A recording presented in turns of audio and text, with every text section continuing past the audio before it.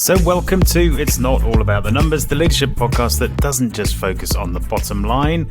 Hi, my name is Chris Argent, and this week we're without Mike because it is the third of, I think, 4 specials that we're doing this summer. Yep, 4 whole weeks off for us lot and 4 stand-in episodes as a result of that.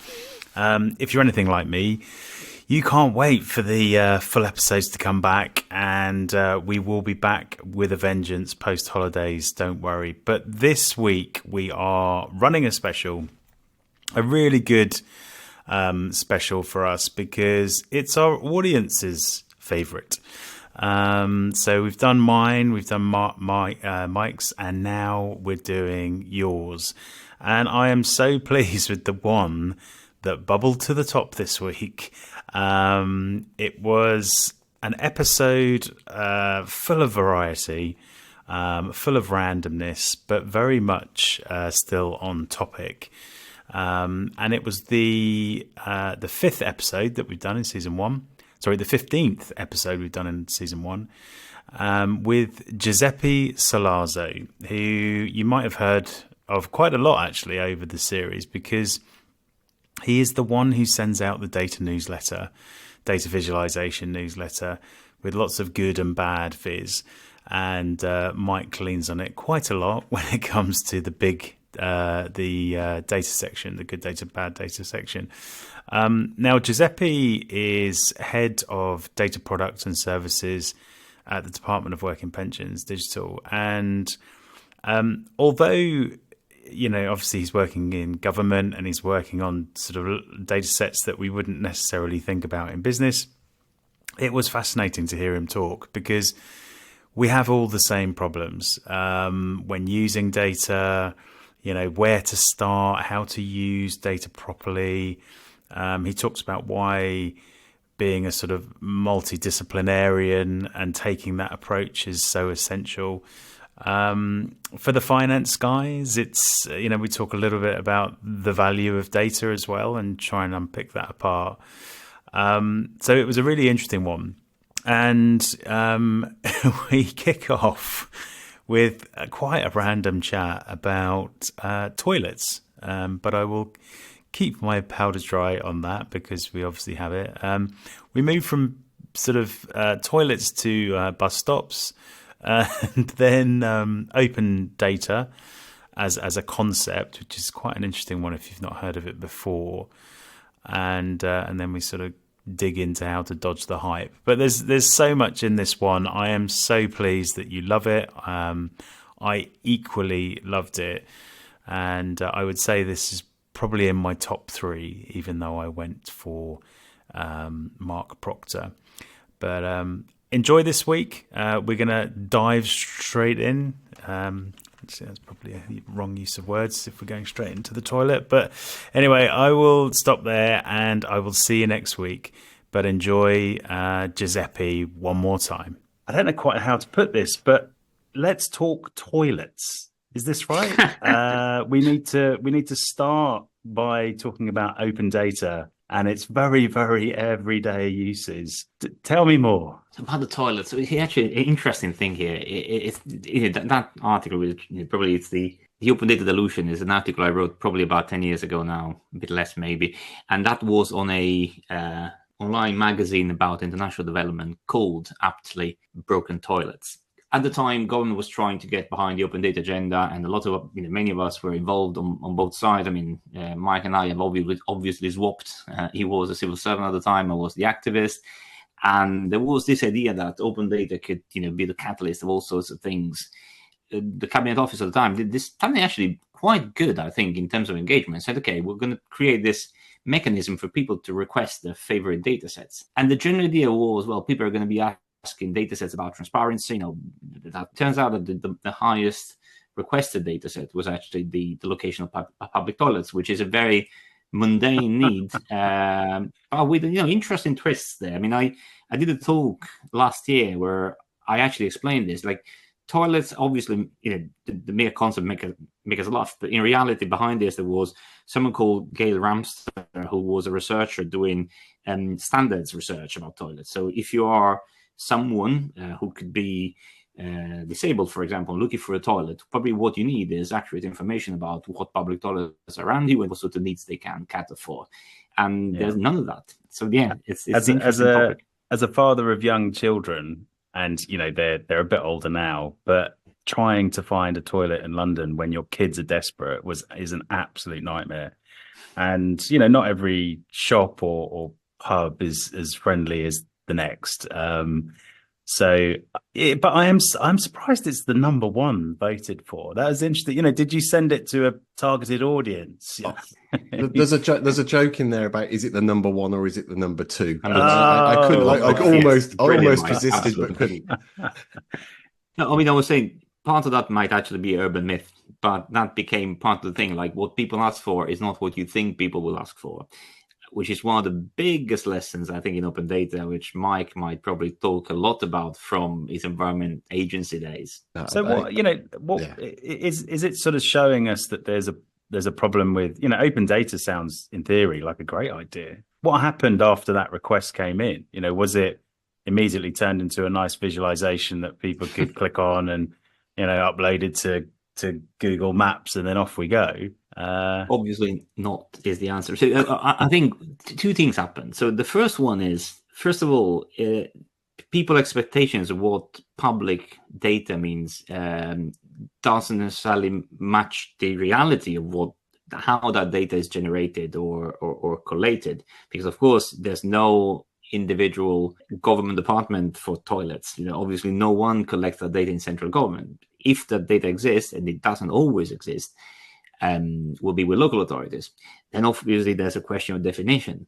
What is a public toilet? Is that a let's say state-funded toilet, or is it a toilet accessible by the public in any form of even private business?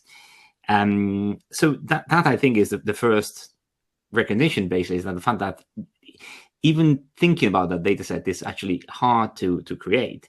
The second thing that happened was, always Gail Ramster here, she created the Great British Toilet Map, which was at the time a mixture of data collected by councils via mostly FOI requests, and the other half was actually crowdsourcing that data, so allowing people to fit in. And that's what actually remains today. So a very interesting exercise in citizen participation to a project. The third thing that happened that is often forgotten about, however, was that what is today the Ministry for Housing, Local Government and Communities, or whatever it's called at the time, was the Department for Communities and Local Government, actually started to work on, I think it was joint work with the LGA at the time, so Local Government Association.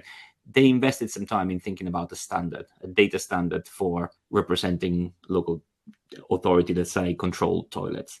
So that probably is still used somewhere. Probably local authorities are putting some energies and resources into populating those data sets these days. A lot of it goes unnoticed.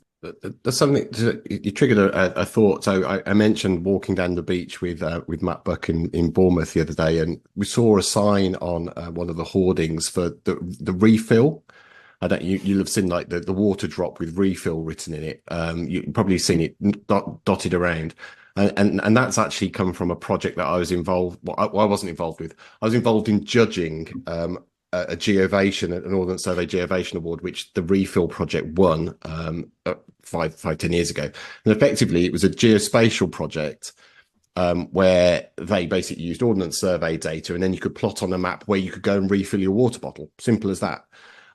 And just sort of linking that through to the conversation around toilets and open data, it's almost like the need for knowing where you could refill a water bottle increased as we became more environmentally aware about the badness of having disposable water. So therefore, that kind of drove this need, and it's made that quite a successful campaign. And this is the same, isn't it? It's a very similar thing, which is the need for the data doesn't come from the government collecting it and having it as a thing that it needs. The data now exists because society has decided that it needs it and has collected it and crowdsourced it and put it together. I mean, of course, there's also the converse view to that, which is government will collect some data for its own needs, and the transparency, let's say, arm of the open data movement has always said, well, actually, that data should be released so that we can, first of all, scrutinize and challenge the government and The other is, well, we could actually come up with maybe better solutions sometimes. It's obviously a very delicate topic to debate, because both arms of the open data movement had quite interesting debates about this all back in the days. But yeah, I think that's also, from a government point of view, it's also the interesting question around data and policy. How are the two linked? I saw some of this when I was at the DFT about data that is collected for one purpose, and then a sudden policy need, tries to use for that new need, and you realize that the data is not good enough. I mean, the funniest example, well, funny in a way, was the question I had about, I used to run, the NAPTAN, the data set of bus stops in the country, which was a very interesting thing to run at the time. But when the pandemic struck, one of my colleagues in the bus policy team asked, can we have a list of all the bus stations in the country so we can put posters about social distancing? And of course, the answer was no, we can't, because we never collected data about those. So we know where the bus stops are, but what is a bus station? Well, we don't know. We don't know that in the data, at least. So obviously, the question there is, how can we link data and policy better, if that is a requirement of our policy these days is developed?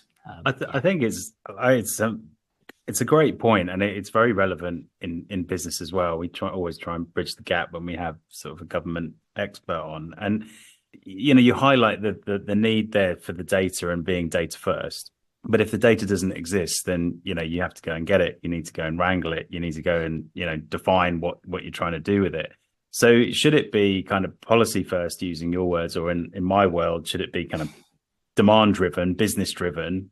Or should we just be trying to get something out of the data? Because there seems to be, we've matured a little bit. I think, there was this talk for a need for data lakes, and then we'd have these massive data lakes, but we'd do nothing with them because we hadn't worked out what decisions we wanted to make, right? I mean, to me, it's all about agile, really. So in agile with a slightly broader sense, it's the fact that we need to understand that in the 21st century, policy needs and operational needs evolve much faster than they used to in the past, and that requires the data that is used for those purposes to evolve accordingly, which means that sometimes you need to question what kind of data schema or data features you want to collect, and whether you have the resources to collect them. Sorry if I stick to the bus example, just because it's the one I know the best. I've run it for a while, but there was in the DFT a sort of operators body of people who would contribute to the evolution of bits of that data standard. So there was something called TransAct which was embedded into some of that data from NAPTAN, and that how that standard was populated and interpreted by local authorities was debated at the central level and then shared in guidelines.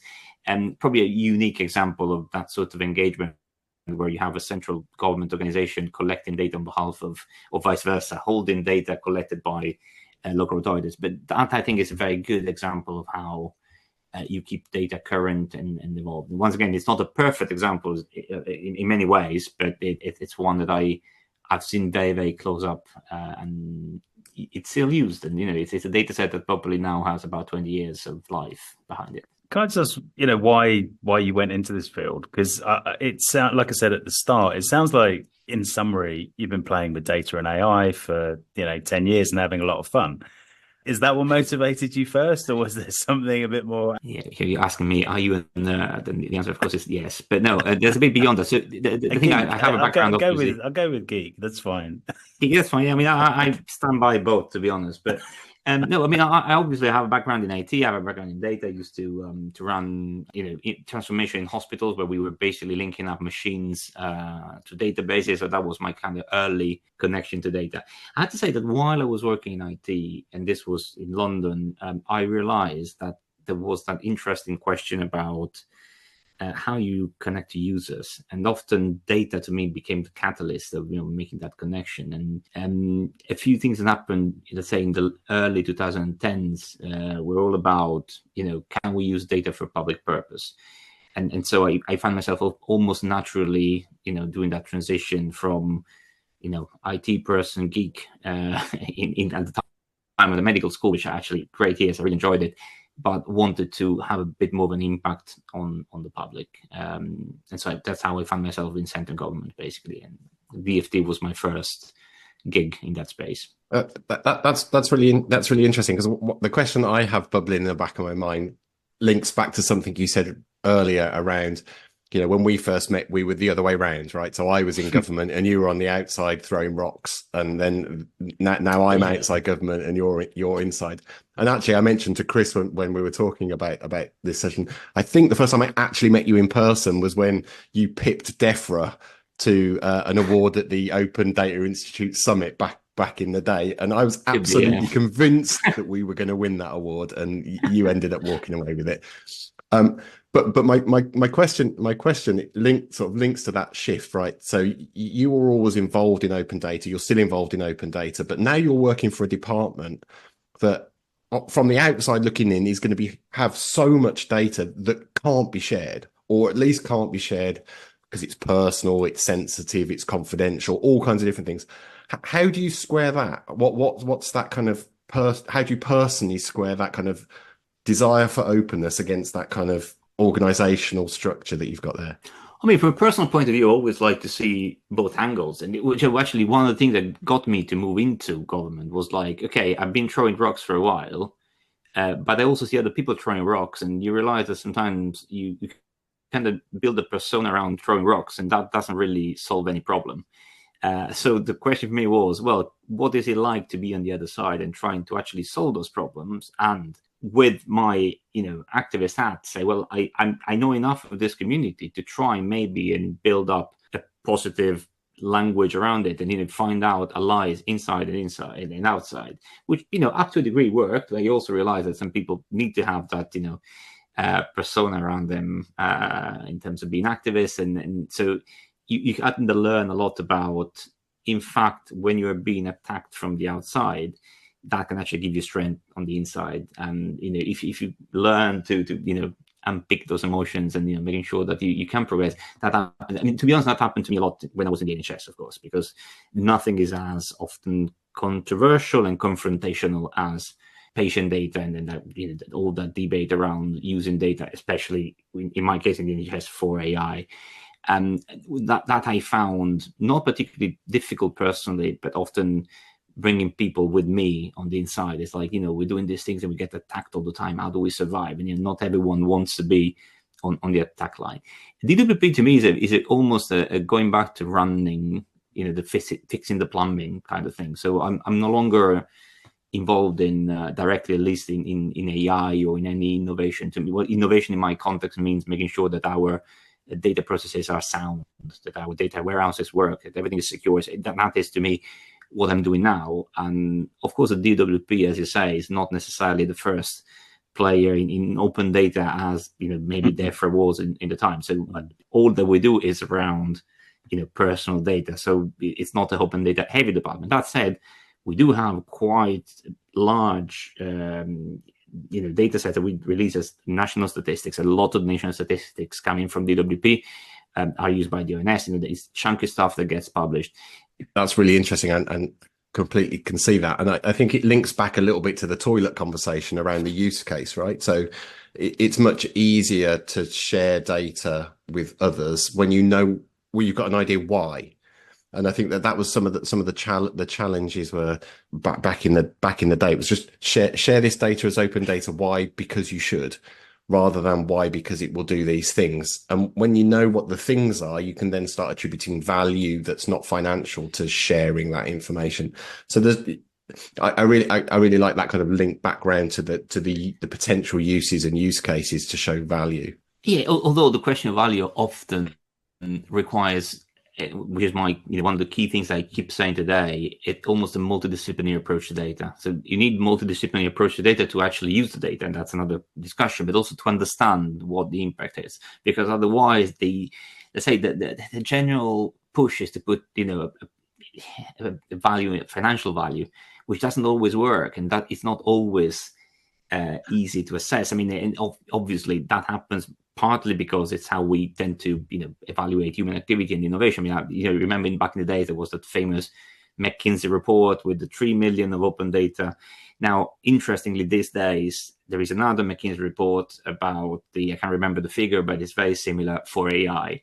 And to me, that is almost, indicative of the evolution of hypes, but at the same time, it's something we can do without, if especially from a central government point of view, thinking it's really hard for us to assess the financial benefit of data. We can start looking at other things. Conversely, you should probably speak to Davin Crowley-Sweet, who's the Chief Data Officer at Highways England, who's been really into the space of, can we put a value to our data sets? And our data sets are, representing road assets. So that there is a kind of argument to be made there to say, well, some data can have a financial value and should be almost on a balance book. Now you're getting into my world, because that's been a debate in the accountancy world for quite a while. Can we actually give a value to all these intangible assets because they're talked about and they're bought definitely in the markets, but are we actually able to value them? That's a different thing. I just want to say that felt quite cathartic as a listener there. I felt like you had some conflict in the past and now you're both over it, which is great to see. I also think that there is something in there around some of the professional battles that you have. They're good. They're the right battles, aren't they, to be having?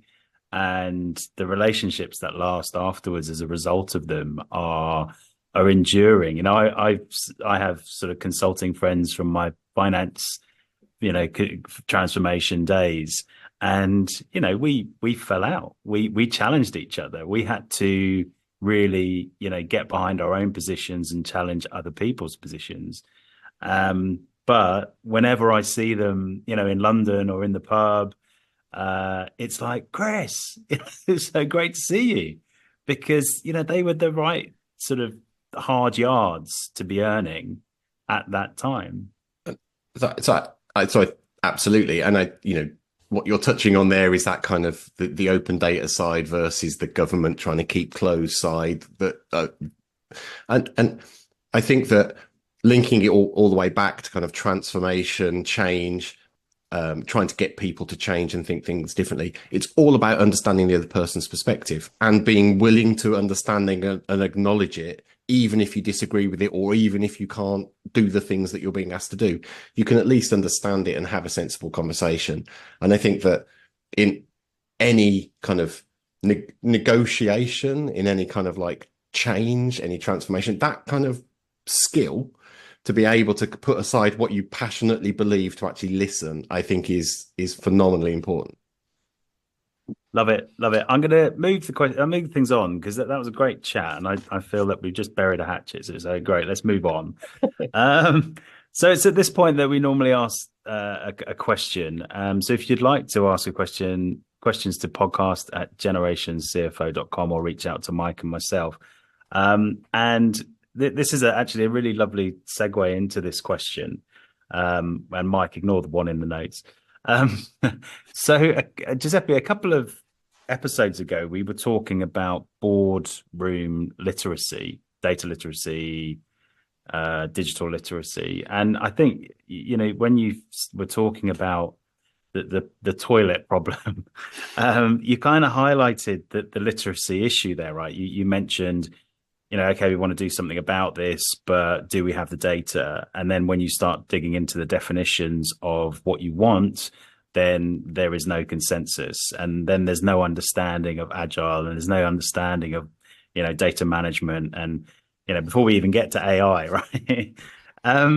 So the question is, you're, as an external advisor, how do you find board level data literacy, and what do you do in that space? So I have to say that is actually a very interesting question, because it's actually what brought me to be on those boards. Because I realized at one point that it doesn't matter how senior or junior you are. And I remember one case, I was the only person without a title in front of my name, which was the best experience of my life. It's actually about bringing a certain level of technical knowledge sometimes. And technical knowledge is important. What we often lack as people who advise people from technical point of view is the ability to link up to their needs, to the business understanding, to the, and that is the direction I kind of learned to develop. And I think we probably, that is why I keep encouraging people with technical knowledge to invest on two things. On, first of all, on self-confidence, because of course you need to have a bit of a daring, approach to make sure that you pitch a board or something like that. And that, of course, there's a question around being a white man makes it easier than for other communities. But the other is not to be afraid to say, well, I'm a techie, but I need to challenge the way I present, the way I speak. Basically, that's all it. You have to be able to connect to the language of the person you're speaking to, and that means being able to adapt your message. So broadly speaking, that is, let's say, seen from the perspective of the advisor. Boards are becoming better at understanding their, say, the knowledge they lack, but obviously I have been on very select organizations. Like one of the ones I'm still a member of is the Royal College of Ophthalmologists, and well, yes, they are clinicians, but at the same time they are clinicians who always use data in their life. So the level for them of unknowns in the technology space is much lower probably than for a general company board. So I think my view of that is kind of limited to kind of very lucky and selected organizations. Yeah, I think it's one of those things where literacy, and you make a really good point around, it's not about seniority, it's not about where you are in your career. Like there is just a massive gap, I think, in terms of data literacy, whether you are new to a board, whether you've been there for 30 years. And Mike, I know you talked about this in the past about the hierarchy of business now is not about the boss having all the answers, and that kind of points to this gap. We need to be getting everybody up to speed, but we do have a habit of replacing data literacy with digital literacy, and now it's AI literacy. What should we be trying to do at board level? So I'd add to that digital data, AI literacy are the ones that we're talking about, right? But there's business literacy, there's financial literacy, there's legal literacy, the HR literacy. So for every specialism that you have within a business, other people within the business should have a level of literacy that's relative to their level and what their job is for those things. So just because you're the CEO and you've got a HR advisor, you shouldn't delegate every single thought about HR and the management of people to your HR advisor. You've got to have some level of understanding and knowledge yourself. And it's no different for digital data, AI. It may be that those things are changing far more rapidly, so you have to keep more up to date. But I think that one of the issues that I have personally is that people put data and digital into a box and put it over there and it's for somebody else. Whereas actually what I'm trying to say is I think everybody has an accountability that to know something. And I mentioned last week I was doing one of these liberating structures where you meet people really quickly, and I met somebody, hi, I'm Mike, I do data stuff, and they're like, hi, I'm whoever it is, I do comms, I don't know anything about data. To which my immediate response is, well, how did you get here today? And it's like, well, I looked in my calendar. And I said, yeah, okay, so you looked in your calendar, so you know I had a meeting. Then how did you know where to come? Oh, well, I looked on a map, right? Okay, so you looked on a map. How do you know how to get here? Oh, well, I put a thing into Google and I got on a bus. It's like, well, there you go. There's a whole series of data decisions that you've made. So you are data literate. You might not be a data nerd or a data geek, but you are data literate. And it's that bit. That's the bit for me that I think we struggle with, is you need to know enough to know what you need to know. Yeah. But some of this is also the never-ending question of labels and of what's the hype label. Because when I started my career, everyone wants to be a programmer, which when we call software engineer, then developer, then now it's data scientist, engineer, AI, and all the rest of it. And the reality is that a lot of what we do evolves, and a lot of the way we describe it evolves. But the fundamental work that we do is kind of always similar. We're trying to deliver outcomes based on some level of information, and how we process that information is changing over time. Interestingly, linking back to toilets, when I was talking to Gail, when I wrote that article, she made this very, very interesting comment about why local authorities have problems collecting data about toilets. And the reason was, she said, well, because they don't know whether to assign that task to the toilet people who don't understand much about data, or to the data people, usually GIS people, who don't understand much about toilet standards. And that is, I think, perfectly capturing the thing that, we work often in silos, and to break those silos, we need to understand that we got to a stage in society in which we need to understand the links and the connection to other, areas of knowledge, basically. Exactly. The only thing I would say to add to that is it's not about breaking the silos. It's the second bit that you said. It's the links. It's the links between that we need to understand. The silos are fine as long as there are links between. And it sounds back to plumbing and toilets. It's all there. It's all there. It's all there. I love this. Yeah, sorry, toilets will appear in the title. So, and just to round that question off about your external advisor roles, how did you get those roles? Because within my network, there's a lot of people looking for those non-exec roles or those advisory roles. They're very experienced people in their field, and they're looking to do that. So the first one actually was the famous Open Data User Group, and how I found myself on that is that I suppose I was working on the right thing at the right time, really, because I was looking at open access and open data from an academic point of view. So I was an IT bod in a medical school, and basically the sort of things I was developing in the sort of discussions I was having were 100% matched with what was happening in government. So when I sent my profile, basically that was an easy match to have. And through that, I started kind of developing also my language, because I suppose what you find out when you go to one of those entities, almost, it's the fact that you will find different people from different backgrounds around the table, all with a common interest, and the way they link themselves to that common interest is very different.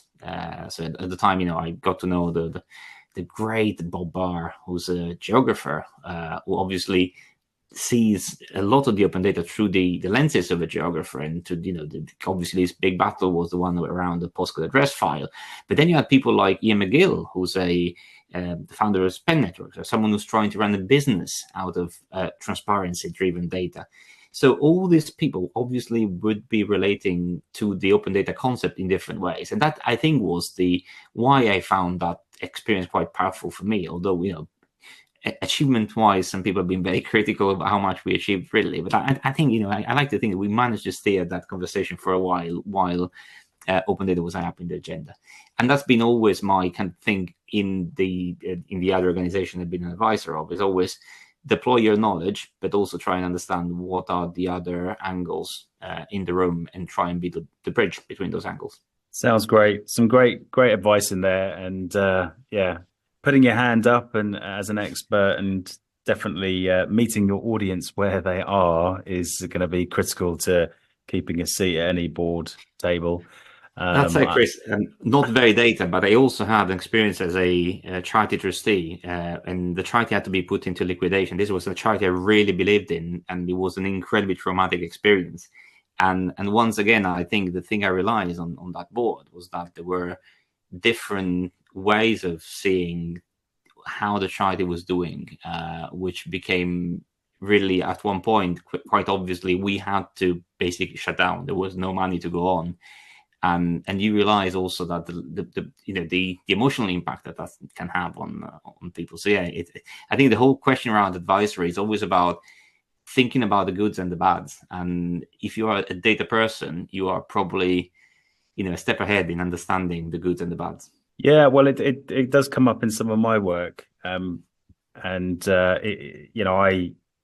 constantly looking for the right information, not all of the information, just the right information, and challenging people. And that's quite interesting because, people are very set in their ways when it comes to corporate reporting or board reporting or reporting to trustees, so I'm a bit like yourself, a bit of a BI and visualization geek.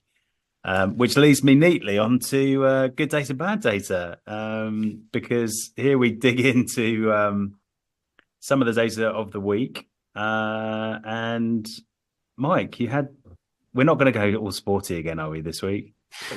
We've got to a little bit, right? So a couple of weeks ago, we spoke with Chelsea. So Chelsea obviously made us talk about football, although I think I started it. But today's the day the Six Nations kicks off, so we've got to touch on rugby today. So the data that I wanted to draw is that there's 5 new captains in the Six Nations this year. So the only one without a new captain is Italy. England have got 5 debutants, which all leads to 2 months of angst if you support rugby at all. But today is the last day that it's all good data on Six Nations, because every team is on 0 points. Nobody's lost yet. Everybody can still win the Grand Slam. So that's kind of like the data bit. But what I wanted to ask you both actually is, who's going to be the most missed player in this Six Nations? So loads of people have retired after the World Cup. I'm going to throw that at you guys. Who's going to be the most missed player? I don't know whether Giuseppe's a rugby fan, so I'm going to step in. Oh, I know he is. Oh, he is. Okay. The most missed player. I think it's got to be a fly half, and the fly halves have moved on. And I actually think it's going to be Sexton of Ireland, because as old as he is, and let's face it, we've got a bit of grey in our beards. You know, we have a huge amount of value to offer. So I think it will be Sexton of Ireland, and tonight it's France Ireland. So let's see. Nice link, Giuseppe. I have to admit, I haven't been following closely rugby for a while, but no, I'm definitely a rugby fan. And actually, you were mentioning that Italy has the same captain. I mean, I'm kind of still surprised that Italy can still compete. I mean, it's been quite sad for Italy for a while. Although, as you know, I support Wales in rugby, and I think obviously, right? Obviously. I mean, yeah, there's a long story about that, but let's not get there. But I think Leo Penny retired. Was it last year, 2 years ago? I mean, I've lost track of time. He's no longer play with the national team, and that I think is it's been a big loss. I mean, great calls. I'm surprised neither of you said Anton Dupont, who's not retired, but he's not playing in the Six Nations. So he's off to the sevens, isn't he, to be a glory boy in the Olympics? He wants to win a gold medal at the Olympics. Yeah, So let's wait and see. Yeah, absolutely. So that was like one of the good datas. But the other one, which is like a little bit more serious, that I wanted to mention was in 2023, China overtook Japan as the #1 car exporter in the world. So that might not sound like a big thing, but when you actually look at the numbers, Japan exported 4.42 million vehicles in 2023, which was up 16% on 2022. China exported 4.91 million vehicles, which was up 58% on 2022.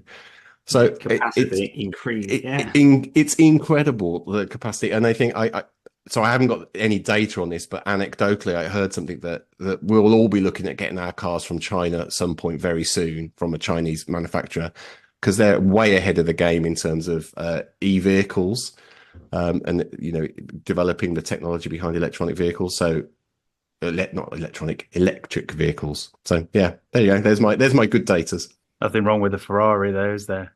Well, not if you're Lewis Hamilton, no.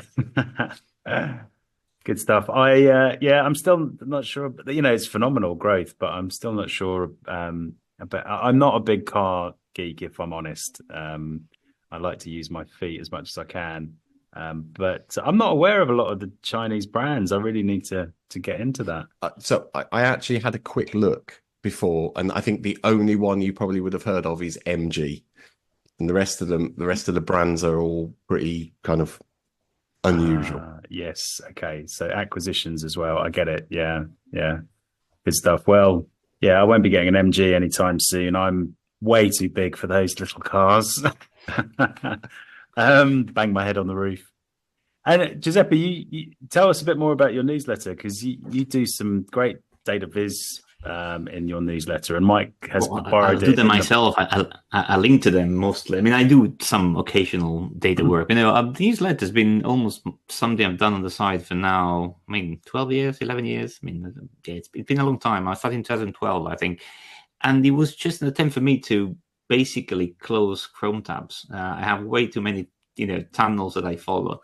In doing a newsletter, helping me coalesce the reason why something was interested has become a bit the thing, and I keep doing it with pleasure. I mean, aside from the fact that it's created some opportunities for me work-wise, but it's quite good for me to keep staying up to date. And I realized that there's a community of people who follow me, and we have chat with some people, and with some people now send me links, and I even have companies pitching things to me, which was really, really weird. But journalists I'm regularly in touch with about what's happening in the data world. I mentioned journalists specifically because I think data journalism has done a lot of good things in the space of data visualization and in the way data can be used to tell a story. And in government we don't always get along well with journalists, I have to say, but it's a community that I think inspires us looking, people working with data. So big shout out to them. Mike, did you want to have a quick dig into global warming? Yeah, sure. So in your newsletter this week, I think it was the first or the second item, there was something around an article you linked to around global warming and visualization around global warming. So I picked out a chart, one of the charts, and the thing that I thought was really interesting in this chart was the rate of increase in global warming, and there was it's the chart we've all seen, right? So it's up until 1960, it's kind of relatively slow, and then global warming looks like it's been accelerating. But the conclusion I found, amusing is not quite the right word. I found it. So it was informative. So it's the rate of warming has been near zero from 1950 to 1970, then about 0.02 degrees a year until 2010, and then nearly 0.03 degrees C a year since then. But the thing that I found interesting and slightly amusing was there's uncertainty in the specific rates, but the statistical tests confirm that global warming is picking up speed, which is absolutely something I think we all know. And the data's there that absolutely shows this. So we need to take action. Interestingly, on this, I heard Bill. Sorry, go on, Giuseppe. No, just very quick thing. That chart you mentioned is one with the average temperature, which of course is very good in itself. The one thing I'm very interested in, however, is how that in a way hides the extremes, the variance of those average temperatures, which actually are almost a story in themselves, because it's what relates way more to people's lives. Like the fact that we have now, I mean, you probably know Somerset more than I know, that there's a lot of flooding happening frequently there. That links to the problem of extreme events, which of course the average only partially captures. So it's obviously a very interesting topic, but also a very interesting debate to be had about what's the right way of representing that problem through data. Yeah, no, you're absolutely right. And I think that, again, anecdotally, we're seeing more extreme events, right? That it feels like there are more extreme events happening. The thing I was just going to mention is that I heard an interview with Bill Gates. It was Rest Is Politics interview with Bill Gates, and he's basically saying we've got to give up. We give up on 2 degrees. We're going to hit 2 degrees. We're going to get there. We need to just make sure we don't go past 3 degrees. We need to do stuff. We can adapt.